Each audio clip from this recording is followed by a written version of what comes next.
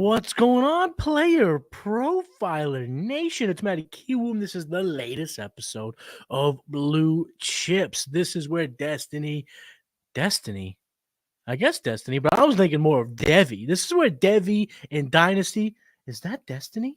Is Devy and Dynasty Destiny? I don't know. I'm already off the rails. 30 seconds into the intro, and I'm already off the rails. That's the type of episode it is, and my brain's going crazy, and I'll explain why here in a minute. But I'm at a key room. This is Blue Chips, where Devy meets Dynasty, and we look at it through the lens of college football, getting you familiar with the Saturday stars that will be Sunday stars before you know it. And the reason why I'm so scatterbrained, the reason why I'm so excited is simply because last week or this week, whenever you're tuning in, was the practices and the game, the All-Star events, the Shrine Bowl, East-West Shrine Bowl, and of course the 2024 Reese's Senior Bowl in Mobile, Alabama. At the time of this recording, I have yet to watch the game, but the game is not as important as the practices. Practices are where the scouts line up to see some of the most talented, used to be just seniors, but now some underclassmen are allowed to go, but they're seeing some of the better draft prospects throughout the process here in a competition type of mode. Jim Nagy, the curator of the event, calls it the one of the biggest job interviews for these kids in their lives. This is a big deal. So that's why I'm so excited. So we're going to talk about it. I got tons of notes. I got over 3,000 words, 13 pages of notes that I took from the command center right here in Massachusetts. I couldn't make it.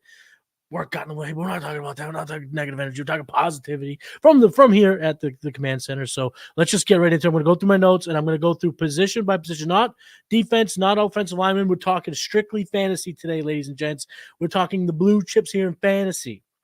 These are the guys from the Senior Bowl and how they're going to be kind of shifting in my rankings, where they may have already shifted in my rankings, and how to start game planning these Senior Bowl attendees into your rookie drafts. So we got a lot to cover. So let's get into it right on now, baby.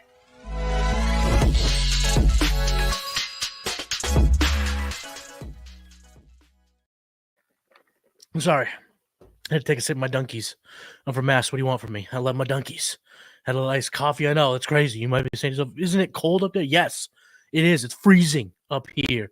But sometimes, I'm from New England. That's what we do. Iced coffee from Dunkies here in Mass. Anyway, first we're going to start with tight end. Then we'll go quarterback, and then we'll get into the meat and potatoes, running backs, receivers, because that is where a lot of the discussion probably should go in terms of our fantasy squads and how we're going to attack these rookie drafts. So let's start at the tight end position, because quite frankly, I'm not going to call it underwhelming. I think it was whelming. I think it was exactly what I expected when I saw the prospects going down to Mobile. It kind of shook out.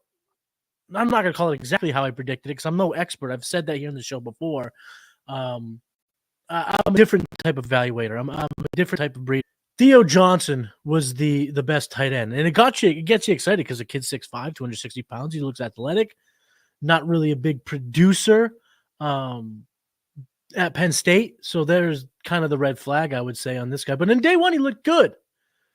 Day two, he kind of got caught up. Brevin Ford-Spann caught up to him in terms of the production, some of what they were putting down on film. Now, Jason Allwine, my man, he was down boots on the ground with Roster Watch, Cody Carpentier, and Alex Dunlap. So he liked him. He liked what he saw down there. But from what I saw, he looked fine. Fourth round, fifth round pick in your rookie drafts. I don't think he's going to expand up to the levels of which I want to take much chances on Theo Johnson, Brevin Jordan, AJ Barner from Michigan. They're kind of the same. So we got all Big Ten tight ends here on the national team: Penn State, Minnesota, Michigan. Yeah. We got all the Big Ten there. It was some all representing the Big Ten. I like what they had size and they were solid, but not enough for you to get excited on this side. So I'm not advocating much for these guys, other than they do have the requisite NFL size. So if their testing is okay, it looks good, we can get a little bit more excited. But I'd also like to remind everyone of a name, Zach Kuntz from Old Dominion, maybe. I'm not sure exactly. I can't remember the college, but big, fast, super athletic. One of the most athletic tight ends we've ever seen in our athleticism score at Player Profiler. just kind of fell by the wayside. I know he had some injuries that he's dealing with, but at the same time, it was obviously Tyler Conklin and Jimmy Ruckert. He just buried on the Jets depth chart. Well, I don't know if it was 7th round pick. He was barely even taken. So we do have to err with the caution with big and fast. Seems like a lot of these kids are big and fast now, so it's really trying to nitpick on who's the biggest and the fastest and the best at football. And as far as I'm concerned, Theo Johnson, Brevin Spanford, AJ Bonner, I'm not really going to be all that excited to take them in my drafts. Now, the American side, the 3 tight ends that were represented there with Kansas State's Ben Sinoit, Florida State's Jaheim Bell, and TCU's Jared Wiley. Now, these 3 tight ends are my 3 favorite tight ends here, or that were down in Mobile.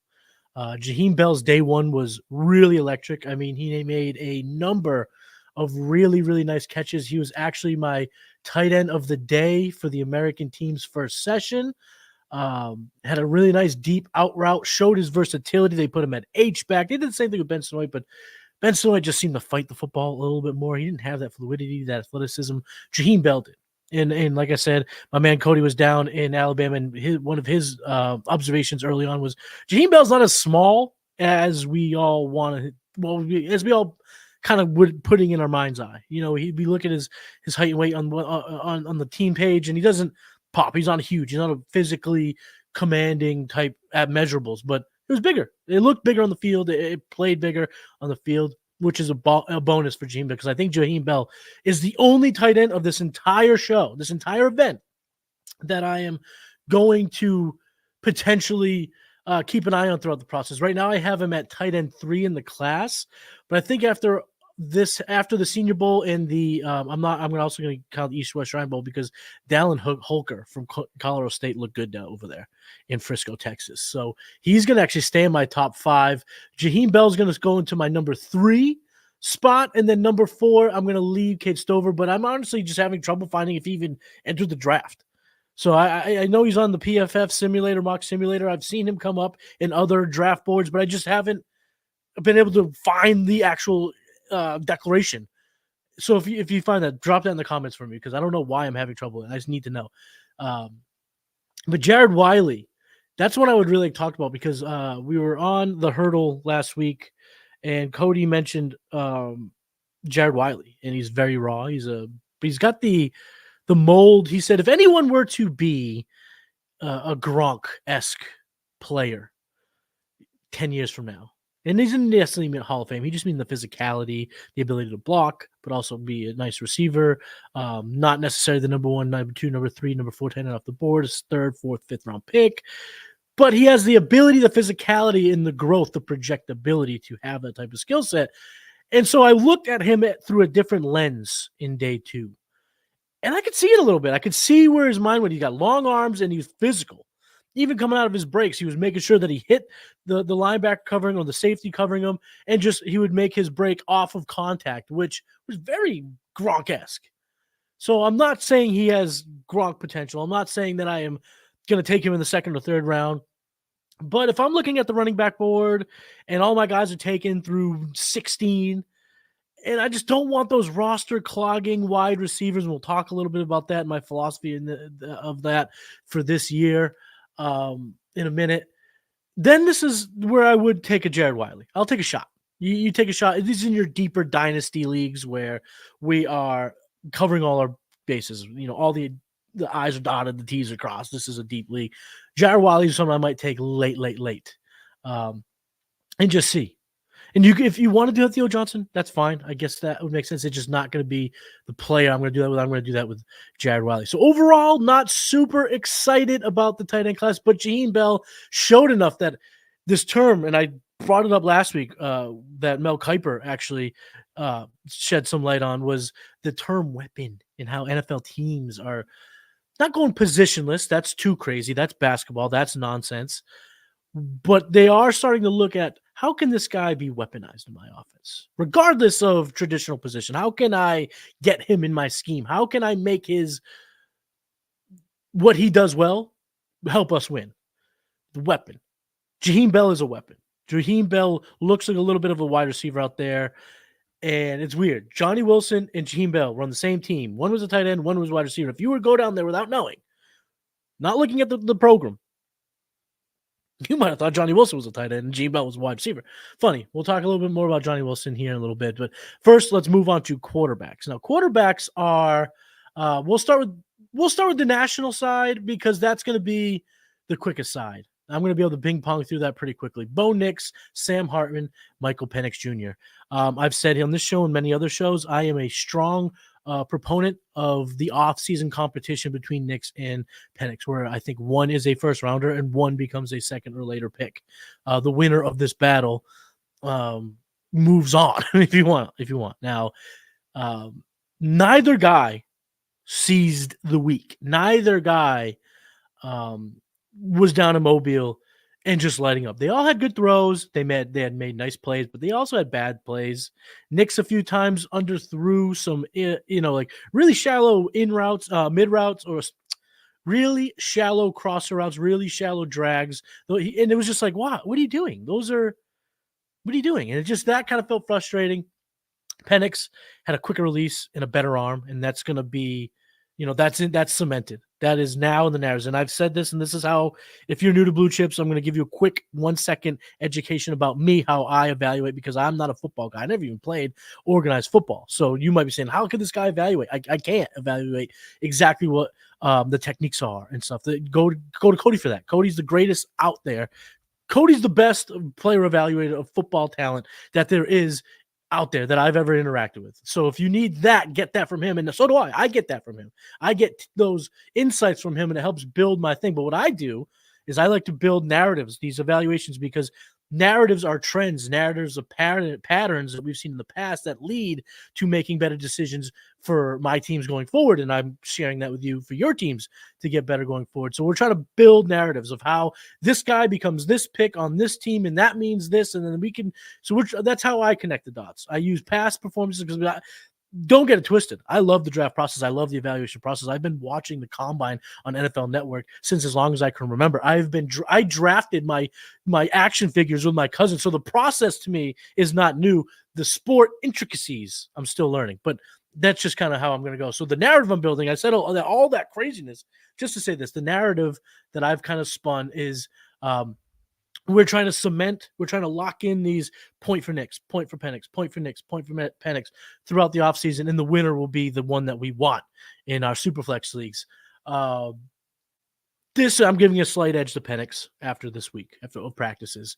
The game, he could still, I'm not changing the ranks. I'm not changing him in my ranks. I still have Nix in my QB4. But what I think ultimately should be the takeaway is that they left the door wide open for J.J. McCarthy to swoop in and be the fourth quarterback selected this year in the 2024 NFL Draft. Hold on. I got to go check some upstairs. Sorry, I had to hit the pause button. I heard this crash upstairs, but I think it was my dog jumping off the couch and slipped. I think there was nothing up there. Anyway, QB4, J.J. McCarthy, leaving the door open. That's what they did. And so now, throughout the process, you have to add another horse to the race at QB4. J.J. McCarthy, no one jumped up in the lead. Now, Sam Hartman came out strong. Day one, looked pretty good in team drills. Made some nice throws in one-on-ones.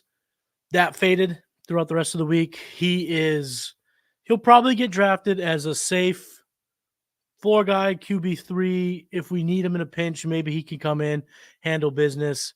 But there's nothing special there. So in terms of our fantasy drafts and where these guys will go, Nix and Penix, they are competing for potential late first round, early second in Superflex. One QB, I think no matter what, they're third rounders. I don't think I'm going to take anyone other than the top three in the first two rounds of a rookie one QB draft. So, and Sam Hartman, do you have fifth round picks? I don't know how deep your league goes. That's maybe a consideration there at the back end of your roster. But let's talk about the American side. Joe Milton, Spencer Rattler, Michael Pratt, Carter Bradley, hometown kid, played at South Alabama, where Mobile, that field, I think that's the field they play on. Joe Milton, not interested. Big arm, looks the part, seems a bit unserious, and is wildly inaccurate. I don't ever see him really making an impact in the NFL, so I will not be looking for him at all. Carter Bradley, kind of the same. I'm not interested in Carter Bradley. He made some nice throws, played with some spunk, played with some pizzazz, made a nice like leaning back foot, 1 foot toss over the sideline to Flournoy, Ryan Flournoy, which was one of my favorite plays of that day. I think it was day 2. But I'm not really putting much stock into it. There's 2 guys that I'm going to dive a little bit deeper into because they deserve it. It's Michael Pratt and Spencer Rattler. I'm going to start with Michael Pratt.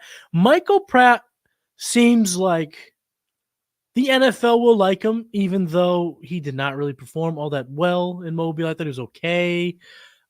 He showed that he has a good arm, but I think good arm. I mean, at this level, they all have pretty good arms. They all could spin it. He did look good, though. I liked a lot of his throws. It seemed like he did have some zip on the ball. He kind of carried himself as a leader, carried himself well, always talking to the coaches, talking to his teammates. So there's a little bit of intangibles there that I think is a bonus. It'll help him potentially get drafted late in the NFL. I like Michael Pratt as like a 2024's version of Clayton Tune, Aiden O'Connell. These guys that – remember, there was a little bit of bump because of the injury status or the playing status of the guys at the top of the depth chart. So they kind of got heliumed up because they were 4th, 5th, 6th round picks in the NFL draft. That could be Michael Pratt. So in your 4th, 5th round, you want to take a shot. Well, 4th round. Let's call it. Let's be respectful. In the 4th round, you want to grab Michael Pratt because everyone else is taken in your Superflex rookie mocks.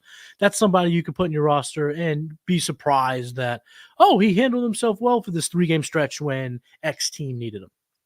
I think that's kind of his ceiling. Spencer Rattler, to me, is the one guy in the class that could be the Brock Purdy. Now, that's a hyperbole. I'm not saying Mr. Irrelevant to Super Bowl competitor.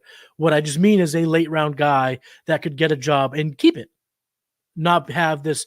The term Linsanity was used more in this NFL season than it was when Linsanity was actually occurring. Where Josh Dobbs had his Linsanity run. Joe Flacco had his Linsanity run. Everyone had these Linsanity runs. That's kind of the Michael Pratt hope. That's probably the Sam Hartman hope. Where Spencer Rattler falls in now. Day 1, he was completely unimpressive to me. I thought he was not. He should have been the cock of the walk, no pun intended, because he's South Carolina Gamecocks. But he should have been the guy. He should have carried himself like the guy in day 1. And I felt like during team drills. Now the American practice was a little bit different than national practice. The American practice I don't like it. It was kind of like, what am I doing? What am I watching here? Oh, they're kicking the ball now? Why are they kicking the ball? I kept texting the guys over in Mobile. I was like, oh, thank God the American team let you take a nap. Because there's just these breaks of really nothing to get excited about. But then when team drills happened, Spencer Rattler he wasn't coming, taking the reps. He wasn't stepping up to the reps. Like, there's a way you want these guys to carry themselves, the big dogs. And I just felt like he didn't in day 1. Now, after day 1, so I think it was then going to day 2, he had a better practice, made really good decisions, checked down a lot, which I know wasn't exciting, but, Daniel Jeremiah, Bucky Brooks on the broadcast were praising his checkdowns, praising the decision-making, because we know Spencer Rattler has talent. We just don't know if he's an NFL quarterback. Now, my working play style comp for Spencer Rattler is Baker Mayfield, and I said at the highest level of projectability, because to get from Spencer Rattler to Baker Mayfield, you're talking about the difference of a 3rd, 4th round pick to the 1st overall pick. A winner in college, a guy who was a project, someone who the term adversity continuously came up with Spencer Rattler. And I'm not saying that's a bad thing. I mean, I think that's a good thing for a young man to grow and be humbled and show kind of that willingness to bounce back and redeem yourself and face adversity. And that has him. And the rumors are that the NFL likes him more than us fantasy gamers, us couch evaluators. And that's fair. So you gotta give him a little bit of steam. But watching him play, he looks like Baker. He's short, like 6'1", doesn't have the greatest arm, decent arm, can make a couple good throws. But there you can see a path where blah gets hurt, Spencer Rattler comes in, and there's another Wally Pipp. Spencer Rattler is now the quarterback of Team X for 2024 remainder and maybe 2025. Kind of that Sam Howell, if you could just adjust the timeline a little bit, because it was really a full season this year and only 2 games or 1 game last year. So I'm thinking a little bit more than that, but that type of player. So you're going to want to grab Spencer Rattler after the other 5-6 guys are gone. After, you have obviously the big 2, May Williams, Jaden Daniels, Bonix, Penix, and McCarthy. I think safely those 6 need to be off the board. And at that point, you can look, which will probably be end of round 3, probably mid round 4. So I would be okay taking him there in my super flex line because I do think there's a path to him becoming a starter for some time that can help you going forward in your fantasy leagues, especially in your deeper dynasty leagues. So at quarterback, another name I'm just going to throw out just really briefly, and it was just because of how I saw him play over at the Shrine Bowl, was Tua's brother, Tao Tagovailoa. And Cody actually said this. He texted to me, and might have said on the Roster Watch show, Player Profile earlier this week, that he looked like Bryce Young, the size. And I'll be honest, yesterday I'm sitting on the couch kind of vegging out, put the kids to bed, laying that back, kind of looking at my phone. And then I look up and I go, oh, Bryce Young's playing. I look up again, oh, nice play by Bryce Young. And like, wait, no, I'm watching the Shrine Bowl, and that's Tagovailoa. He does look like Bryce Young, but he plays with a little bit of spunk. He plays with energy. He plays with athleticism that I think he might be one of my wild card quarterbacks that I'm going to put in the back end of my bench. Probably never going to happen. But if you want to talk about a guy who has the energy and skills set to have a Linsanity run of 3 or 4 games in the season, it's Tagovailoa. I think it's Tagovailoa for sure. But let's talk about – I'm going to talk about the receivers because I think the running backs are far more we'll get to it. We'll go receiver first, and we'll start on the national side. So, Tez Walker, Roman Wilson, Ricky Pearsall, Javon Baker, Brendon Rice, Jacob Cowing, Luke McCaffrey. This group, so what we're trying to decide here, so this is what I talk about building narratives. We're trying to differentiate the roster cloggers to the valuable receivers here. There's a lot of receivers in this class. My overall philosophy of this class, if you have a Josh Palmer, if you have a KJ Osborne, if you've been rostering, let me see if I can pull another one. No, look, that type of receiver. I don't want to just keep thinking. Tyler Boyd might be the tippity top of that, what I'm talking about. He might be just outside of that on the safe version, but those type of receivers, these receivers that you don't usually play him. You're never excited to play him. You're hoping that the week that you need him, he gets the touchdown. He has the big game because they are capable of it a few times a year. I believe that those guys in the NFL are about to be firebombed. And I'm sorry for the hyperbole. That's a pretty drastic term. All I just mean is there are so many solid receivers, and there are so many different type of receivers, big receivers, possession receivers, go-get-'em receivers, slot receivers. There's a smattering of different players at this position that teams are really going to have the opportunity just to move on from the Josh Reynolds. There's another one. Those type of guys, and really upgrade and get younger in the better contract, blah, blah, blah, blah, blah. So I do think that what we're trying to find here is which one of these guys are part of that group that push all those guys aside, and which ones become that next group that are just roster cloggers from 2024 to 2026 that I just don't want to take. So at this on the side, we're going to break them down. The guys that I thought I did not leave the practices going, I'm going to target this guy. This is a guy for me in the second, maybe first round, third round. No, second round. No. These are the guys that fell out of there. Tez Walker for me, and I know it's crazy. DJ Daniel Jeremiah has him first round pick to the Chiefs. A lot of people have him a first round pick. But for me, again, I'm trying to build narratives. I'm trying to put things together. And Tez Walker, I just need him to show me why he's a first-round pick. What makes him special? What does he bring? And he looks the part. I mean, he's got these long strides that really cover ground. He can really create separation with that. But he had horrible drops. He telegraphed his routes a lot. He did not have a good week. And I don't want Tez Walker. I'll have no interest in Tez Walker if he's a mid to back end of the second-round NFL pick. He will lose all type of value for me. And he didn't do anything in Mobile that pushes him up. He's someone who's fallen now at my wide receiver ranks. I have him at 12. He was as high as 9. He's down to 12. And now he is in the smattering of other guys that I will bring up that could jump him, that could cause his fall, depending on what we see in Indy, and then obviously where his actual draft capital comes from. How good or bad is it? The other guy that I'm now out on is Jacob Cowing. I'm out on him. He was listed as 5'11" on the Arizona playing sheet, 5'8". So we're talking about 3 inches shorter. 3. That is these guys all have, we all hear 6'1" and go, might be 6 feet. Might be, oh, he's 6'4". No, he looks 6'2.5". 5'11" to 5'8" is a massive difference. So now that puts him in a different narrative. Jacob Cowing, he flashed. He had good routes, showed good hands. But I felt like he was just I felt he looked at times easy to kind of cover in the slot. I felt like he was unreliable in certain parts of the team drills. But that could also be attributed to these guys just meeting on Monday, not knowing the timing. I get it that there are factors here, but again, I'm trying to build narratives, and his narrative to see a path to not be a roster clogger was Tank Dell upside. He had 1 strike against him. Tank Dell was the nation's leading receiver coming into the Senior Bowl. Cowing was not. He did over 1,000 though, so we like that. And then Tank Dell dominated. Tank Dell went viral. I mean, that's the only way to say it. He went viral down in Mobile, and he was uncoverable. He was unstoppable.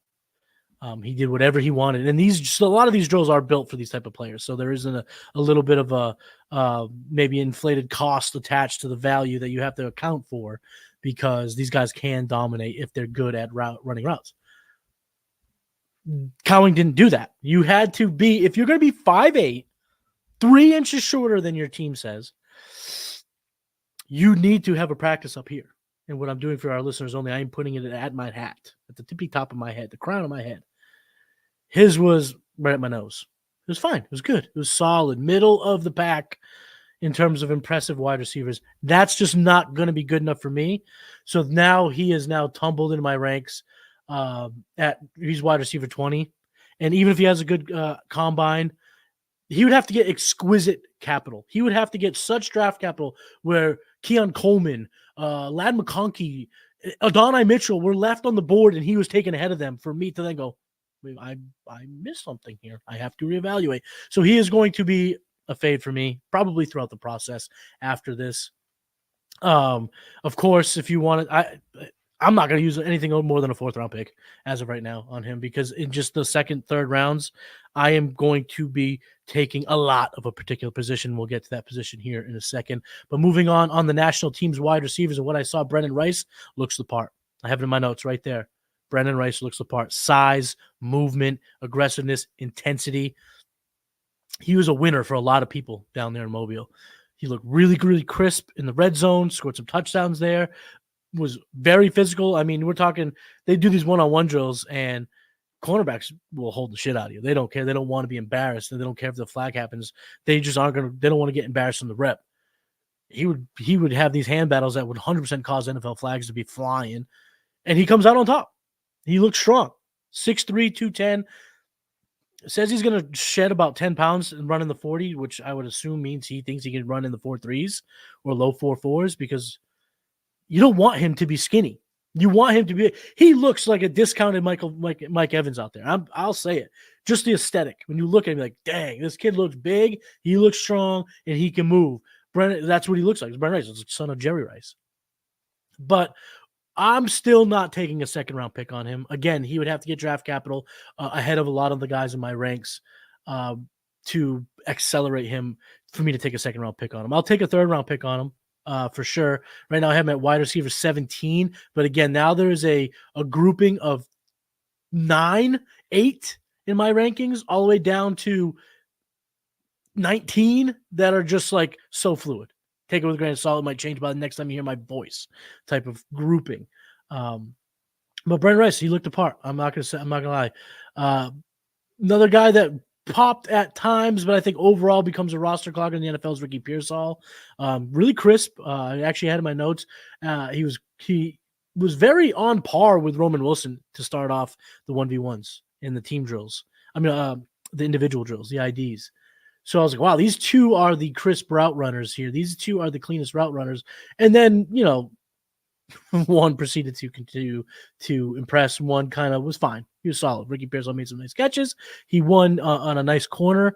That was a deep corner, which is a nice route for teams to see. That was a lot of, the suggested success of Tank Dell's being able to run nice corners. So you like that. But then he just overall, he just looked like, okay, he'll be decent measurables, decent speed, athleticism. Just a guy, not really excited about him.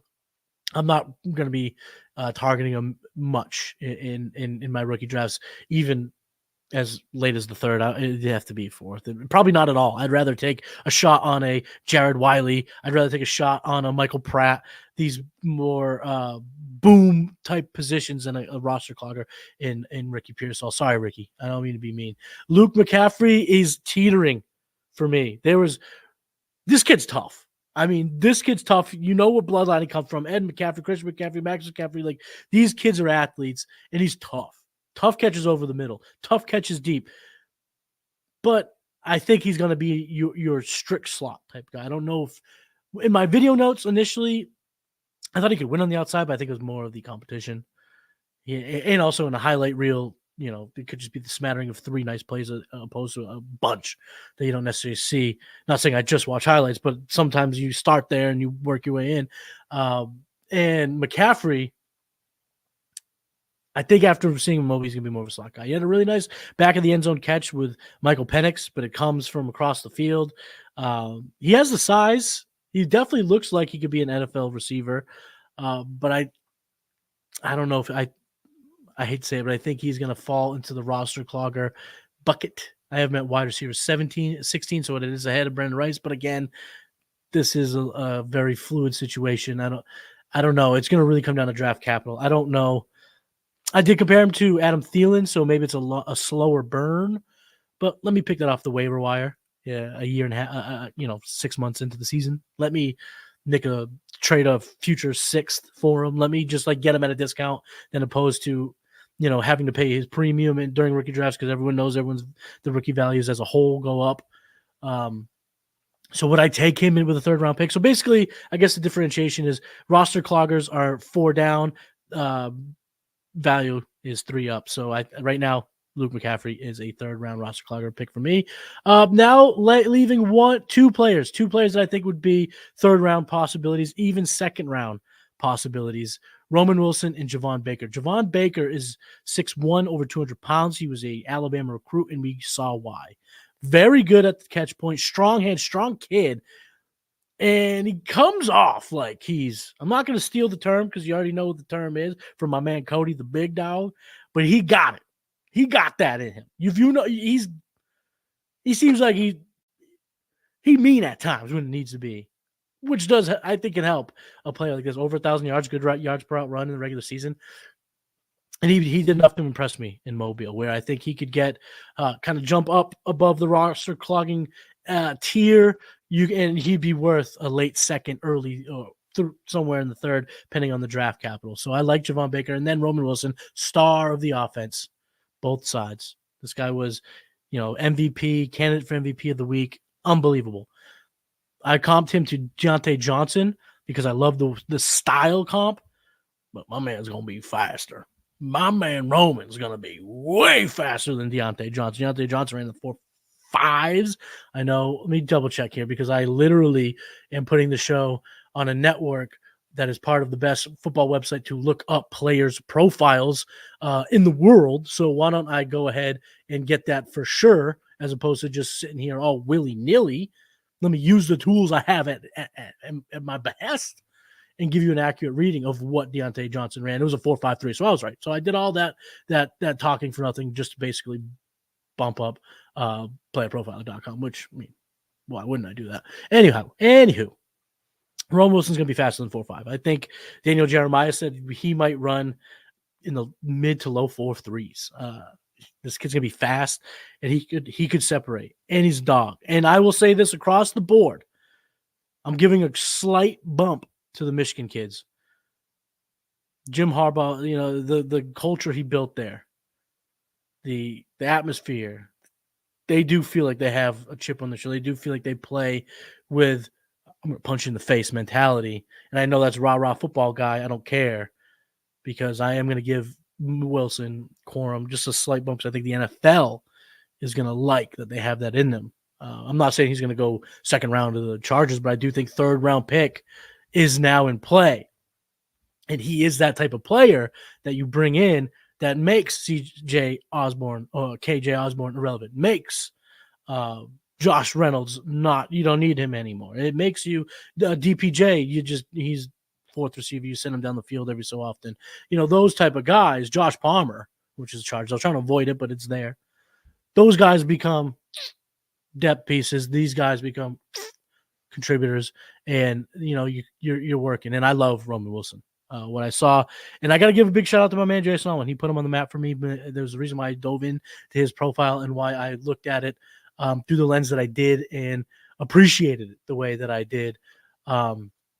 So yeah, he is the number one wide receiver of this event. I have him as high as wide receiver 11 now. He did not get above two other guys that we'll talk about here, but he is within range. Again, like there's a smattering of 8 all the way down to 19. That is still very jelly. It's not solidified. It ain't sturdy quite yet. But the American side had some wide receivers that were interesting as well. And I'm going to start with the guys that I just don't think make the cut. Ainias Smith. Ainias Smith is a long shot. He's a good missed tackles force guy, evaded tackle type guy, tough to bring down, good yards after catch. Seems like he'll get a shot in the NFL as a special teamer, a kick returner. So that'll keep him on a roster. So that'll allow him to one day become relevant. But again, I'm not using a rookie pick on that. I'll pick him up in waivers. I'll trade back end of the roster stuff for him. I don't believe he pops in a time frame where if someone does take a 4th round shot on him, he's untouchable. I think you'll have a chance to get him, if not in waivers, like I mentioned. So Ainias Smith, I liked what he provided. He had a really nice sliding catch in day 1 in the team drills that really kind of got the vibes going. And he looks the part. I mean, he looks sturdy as an NFL receiver, but he's going to have to work strictly out of the slot. There's just not a path. There's not a narrative. Like I said, I'm trying to build narratives. There's not really a narrative to he becomes an asset over a roster clogger. Johnny Wilson, let your league mate take him. He's huge. He's going to be fast. He's going to be intriguing, but he looks like he needs to be a tight end. He looks like a Darren Waller type, and that's something you're going to have to wait years to marinate to get any type of return on your investment in terms of even if it's a 4th round pick. So I think right now he's a roster clogger. He's something you can potentially no, I was going to say flip, but you don't have that asset yet. He's not drafted yet because I do think after he runs in the combine, he'll probably get a boost, but I'm not going to be all that excited. He didn't pop other than when you just saw him. I mean, when you saw him, holy shit, I can this tall. But nah, he's just not for me. He's a roster clogger. Marcus Rosemees Saint from Georgia. I liked him, but he's your definition of a roster clogger. He's consistent. He made catches, he got open. He was just solid. I just really, really cherish the kids who show up and get it done. And he kept getting it done. But for him to be successful in the NFL, I think we're talking stars aligning, galaxies shifting. He's not worth a pick in rookie drafts. Don't worry about Jack Saint in your rookie picks. He could be something later on because I do think maybe his consistency. He is he's 6'1", 195. So he's got the height. And again, he was consistent. He's the type that make it to a practice squad. You like him in Hard Knocks. He has a cool narrative in Hard Knocks. He shows up. He does okay. 2 years down the road, you're like, oh shoot, that's the guy from Hard Knocks. He's now on a new team and he's the 3rd receiver. All right. So that type of guy, you get him later. I'm not looking to waste. Not waste. I don't want to say waste. These kids are trying really hard and they're really accomplishing their dreams right now. So I don't want to utilize such a high caliber player pick on a player that I think I can invest in later. Jamari Thrash. Jamari Thrash was very interesting because there were times, and I have it in my notes here in day 2, he looked incredibly smooth. He was getting open, but multiple times he couldn't finish. He didn't catch the ball. And I'm like, okay, practice can happen. But again, this guy, we're trying to build him a narrative where he's such a high pick that he doesn't become a roster clogger. He becomes an asset. He gets open deep. He's clean route runner. There was a time during the day 2 session where I was like, of course I want to see Quinyon Mitchell and Ladd McConkey, but I also want to see Jamari Thrash and Quinyon Mitchell. I need to see that because that's going to be a good battle of route running technician versus straight shutdown corner. I don't know if he's that guy. Right now, I have him just outside of that smattering at wide receiver 21.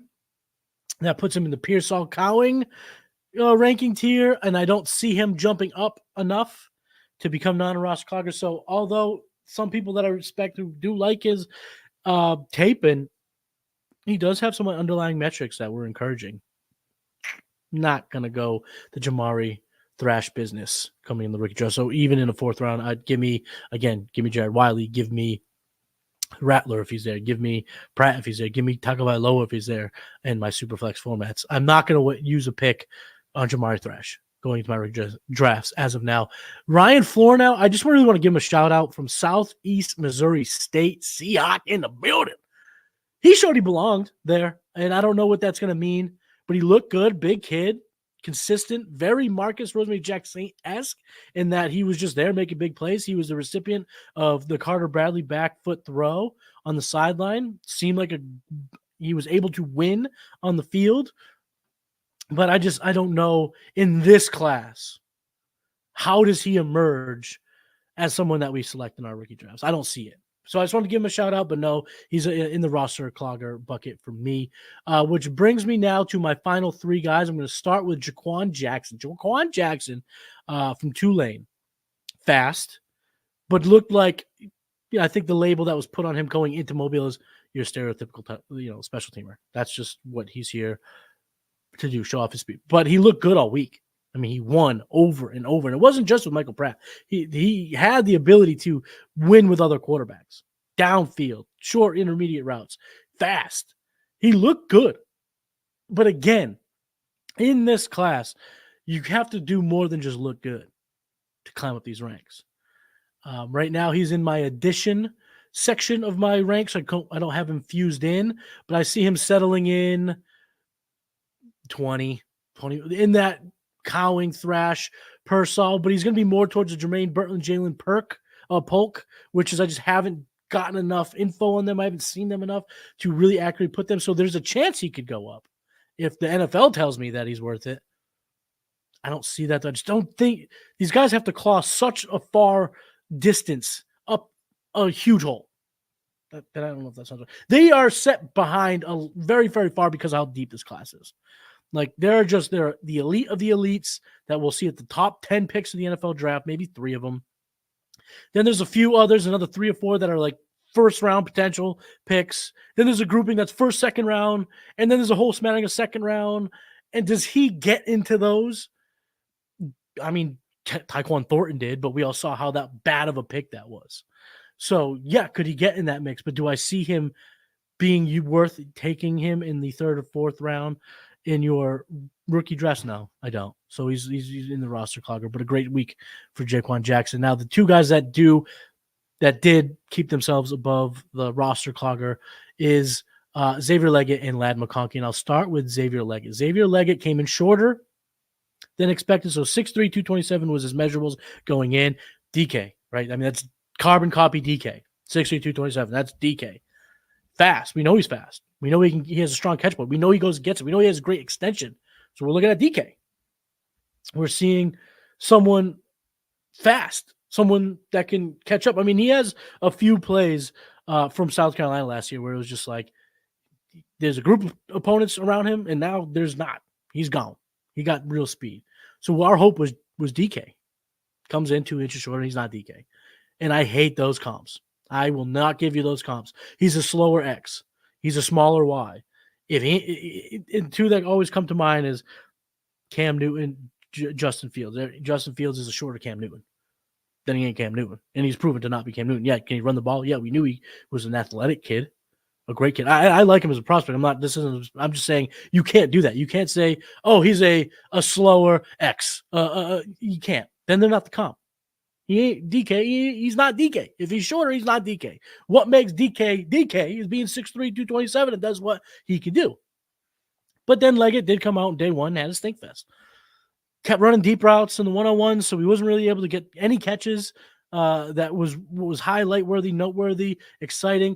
But he looked fluid. He looks like a really good athlete. So I'm not fading him yet because day 2 was great. Day 3 was really good in the red zone. So I still have Xavier Leggett as my wide receiver 8, but I think it will be tough climbing for him to get above Adonai Mitchell now that Xavier Worthy. So right now I have a tier break, and right behind him at my wide receiver 9 is Ladd McConkey. Now, Ladd McConkey for me is going to be so DC landing spot dependent because of his skill set. Good yards per route run guy. So he's more than just your dump it short. He's just going to go down slot, your stereotypical white slot receiver. He's got more downfield. He's more of like Danny Amendola on the Rams as opposed to the Patriots, if you're old enough to remember how that transition went. Because he's great route runner. I mean, we saw he just make guys look silly over and over and over again. But again, these one-on-one drills and team drills are built for him to succeed because he's such a good route runner, especially one-on-ones when you have the whole field and they have no idea. And it's just built for the receivers to dominate if you have this type of skill system, and he did. So I like Ladd McConkey. He's definitely not a roster clog. He's definitely someone I would take in the second round. In my 1 QB leagues, in certain situations, back into your first even. But again, we're going to have to see how fast he is in Indy, and then we want to see where his draft capital is. So I have him right now at wide receiver 9. He is in the right now it's basically a tier of Franklin, Worthy, Mitchell, Leggett, McConkey, Keon, Coleman, that tier. So that tier is still left to be shaken out. So he could rise, he could fall, depending on landing spot, athleticism, because everyone knows I'm not fading Keon Coleman. I just need to be shown why the narratives I'm building, right? The narratives I'm building, I need to be shown why he's someone I need to be excited about. Because I just don't see it yet. I haven't been able to come across it yet. He makes cool catches, but so did Martavis Bryant. Okay.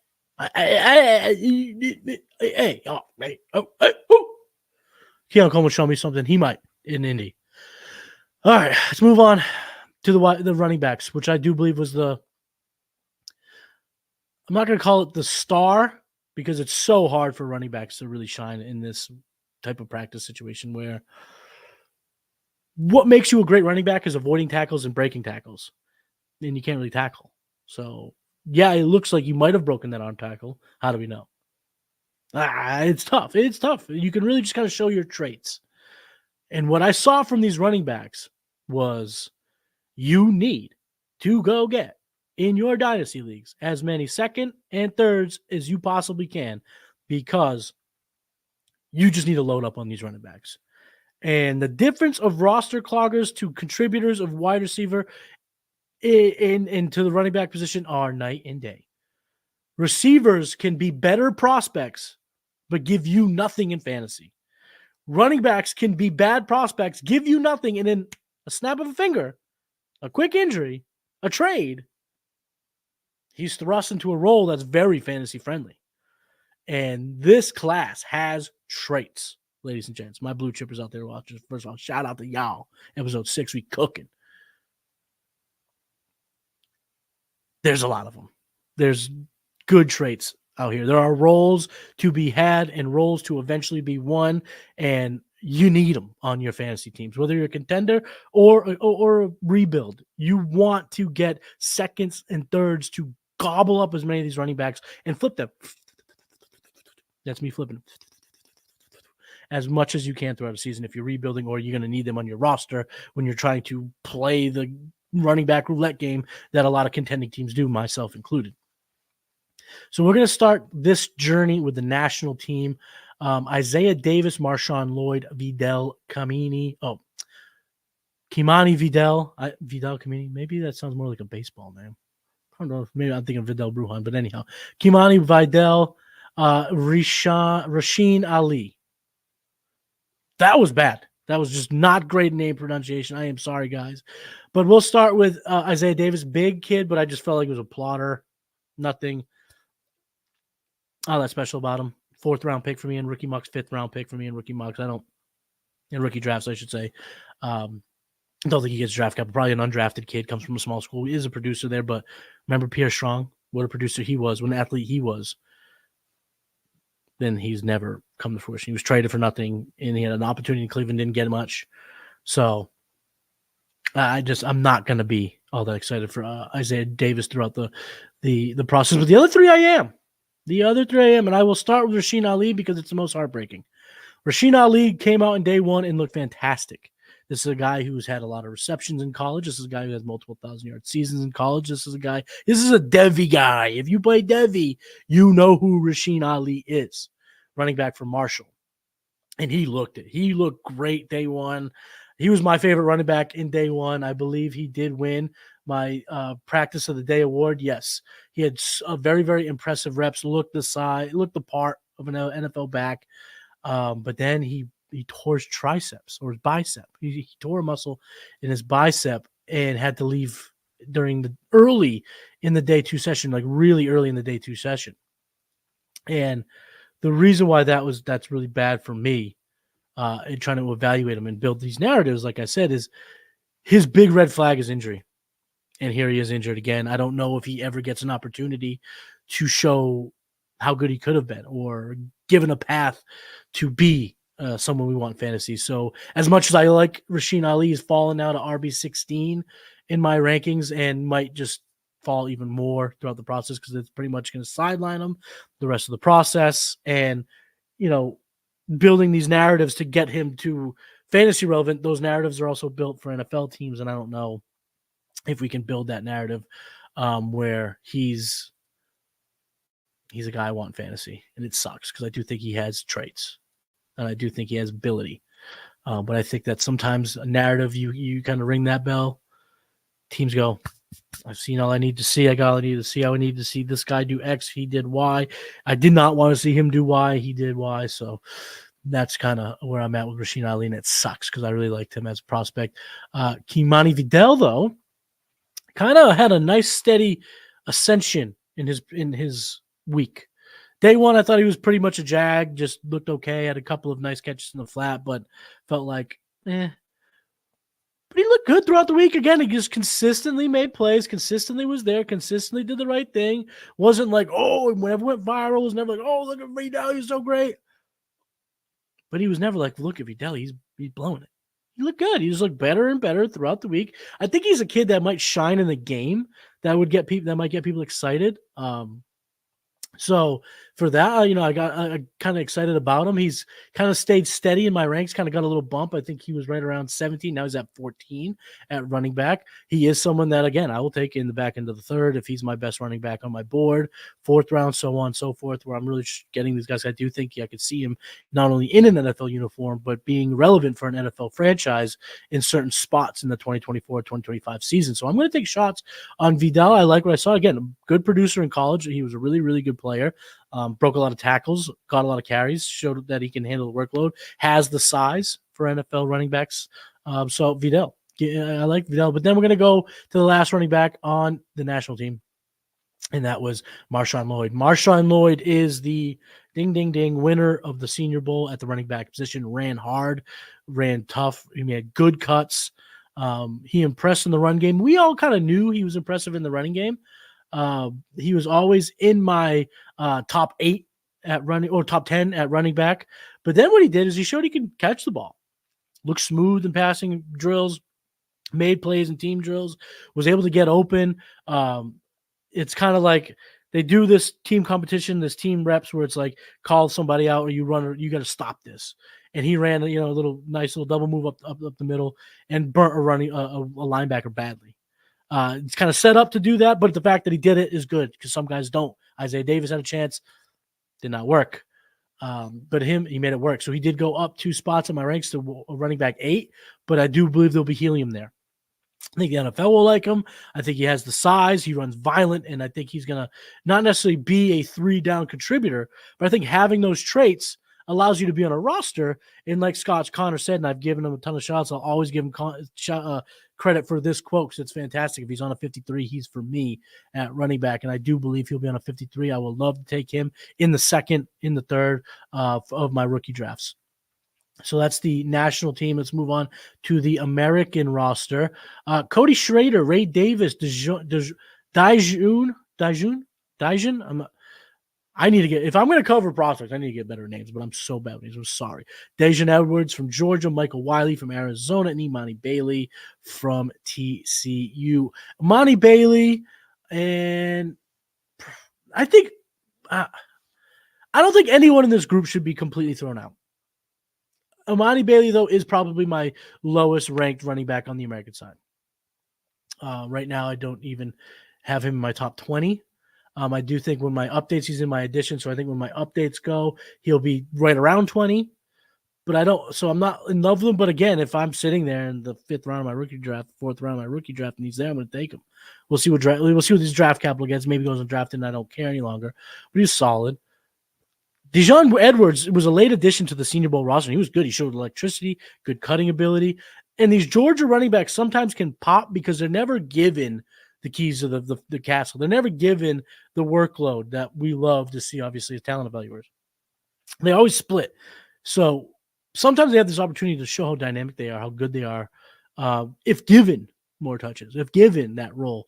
I think he did enough to show that. I just don't know if he gets himself in a position to be drafted. So he's, again, going to be back. He's back towards the 20s. I'll take him late because if he's on a 53, it's for me, but we'll have to see. I think it's questionable to see if he's on a 53. Michael Wiley came out, and I thought he was plain Jane with manila envelope. I thought he was boring. White bread with mayonnaise, boring little gross little sandwich, and I didn't really care. But again, he then did it again, but it got a little better day 2. Did it again, he got a little better day 3. Michael Wiley popped. He was big. Over 200 pounds. He looks smooth in the passing game. Good enough in the running game. Was able to get to the second level in team drills multiple times. He's going to be a riser for me. I don't know where he falls at the end of the process. So he's kind of going to be attached or connected to this tier 15 to 25, probably that'll end up being from now to the draft of who the NFL gives chances to. But I think an NFL team's going to give a chance to Wiley after the Senior Bowl, and I'd love to see him test in Indy. Because, again, he was just solid, good player, one of those that you go, I don't care about Michael Wiley, but all of a sudden Michael Wiley's a RB3 on a roster, and you're like, oh, still I don't really care about Michael Wiley. Then he becomes an RB2, you're like, oh, he's catching a couple passes. Then there's an injury, you're like, oh, well, Michael Wiley's all of a sudden now getting 12 touches a game and looking good. So yeah, he'll be on my radar. He'll be in that grouping that I need to see how it plays out, how the NFL likes him. But I like what I saw down there. And I trust a lot of talent evaluators that liked what he brought to the table. So he's someone that I'm going to dive more into the analytics and then dive more into the tape and then follow him along for the rest of the process. But the guys that are your bona fide second round picks, third round picks, depending on Superflex, 1 QB, stuff like that, is Cody Shrader and Ray Davis. Big, heavy producers in college. Both have shown the ability to catch the football. I have Davis 12, Cody Shrader 13, and I think that's a tier break for me. We'll see Vidal. Vidal could kind of get into that tier. Right now he's just below them, but those are the two guys that I think that could. Basically, this is the correlate. This is the connection. Chris Rodriguez, Brian Robinson are on the same team. That guy's not a coach anymore, but those guys stick around. Those guys eventually get chances, and then in week 15, you need a running back more than you need anything on this earth, and there he is. Cody Shrader, Ray Davis. Good catch. Shrader Shrader had his career high in receptions this year, but he came from a small school a couple years ago. It was ridiculous. His numbers are crazy. Before he made the jump to Missouri. But then he had a great year in Missouri, over 20 receptions. He's got the size. He looked pretty fluid. What I have in my notes for Cody Shrader was he tries hard. And that's a good thing. You know, sometimes they're gamers and they're just like, okay, Hardo, chill out. Cody Schrader's into it.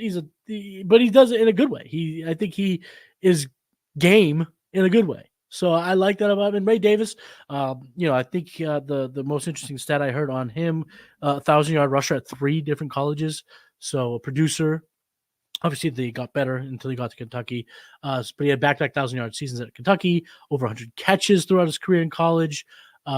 Big guy. I mean, that boy big. He's a thick boy. 220. Big boy. He's a big boy. But he's smooth. He looks smooth. He shows some great cutting ability. He bounces to the outside, which is a nice display of athleticism in a team drill setting. So I like Ray Davis. I like the traits there. I think that he could be a NFL 1-2 plotter that you're like, I don't want him. But 6 touchdowns later, you're like, oh, I wish I would have put him in my lineup. I wish I would have traded him when his value was high. Those type of guys. So right now, coming out of the Senior Bowl, running back wise, I have them ranked. MarShawn Lloyd at 8. He was down in Mobile. Dylan Lobb at 11. Dylan Lobb is – I got to talk about Dylan Lobb. How did I miss Dylan Lobb? Oh, because he's not on the website. I actually had this confusion earlier. But Dylan Lobb, let me talk about him. Dylan Lobb from UNH. I've talked about him on the show before, so I'm not going to get too in-depth. I think he did enough to prove that he is a weapon in the NFL. He might not be a highly drafted weapon, but a guy that you're going to want in your team, and he's going to stick around as a satellite back, and then perhaps he is used in packages where you want to put a receiver in the slot because he is a wildly diverse route tree for a running back. And, I mean, this kid had a 300-yard receiving game in college. 300-yard receiving game in college. Mega producer from Strong Island. Shout out Theo OG. But yeah, I got him at 11, Ray Davis at 12, Shrader at 13, Vidal at 14, Michael Wiley at 15, Ali at 16, Edwards at 17. There is a hole, though, if you didn't notice. There was someone there at number 9 that I did not say. Frank Gore Jr. participated in the East-West Shrine Bowl. Frank Gore Jr. had almost 100 yards rushing and a touchdown in the game itself. He's smaller than his dad, but he's fast. He showed breakaway speed last night in the game. He looked agile throughout the week. He's a little bit shorter, a little bit smaller than his dad. But I think he's going to get the preferential treatment because of his dad, which means he could get an extra look from a team and maybe get bumped up a few picks or bumped up around. So I like that about him, but I don't think any nepotism here is going to be his path to success. He showed great hands. Cody and the Roster Watch team, they were down in Frisco, and I was talking to him about Frank Gore, and he was like, man, this guy's good hands.